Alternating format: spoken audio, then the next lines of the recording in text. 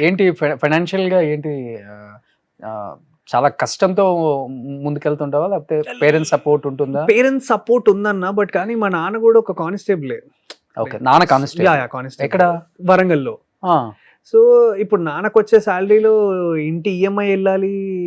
ఆహ్, like personal loan ఎళ్ళాలి. మొన్నే ఒక చిన్న కారు కొనుక్కొనుండే. సో, దాని ఈఎంఐ గూడా నాన్నే గడుతున్నాడు. అంటే I'm still depended on my father only. I wish 'Raju weds Rambai' తర్వాత I think I will not depend on my father అని నేను అనుకుంటున్నా. ఆయనను గూడా ఎప్పుడైనా డబ్బులు అడగాలంటే నాకు బాధేస్తుంటది, భయమేస్తుంటది. ఎందుకంటే ఆయనకున్న కమిట్మెంట్స్ ఆయనకుంటాయి మంత్లీ. అవును. అవును. మిడిల్ క్లాస్ ప్రతి ఫాదర్‌కి వాళ్ళ కొడుకులకి ఏది కావాలో కొనియాలన్నంత చానా ఉంటది. కానీ దే కెనాట్. అడిగితే ఏ అప్పు చేసైనా ఇచ్చేస్తారు. కానీ యాస్ ఎ కొడుకుగా నేను ఇంత చేసాక కూడా మళ్ళీ మా నాన్న ఇంకొకరి దగ్గరెళ్లి అడగాలి అనే ఒక థాట్ ఒస్తది గదా! అప్పుడు నేను ఆగిపోతా అన్నమాట.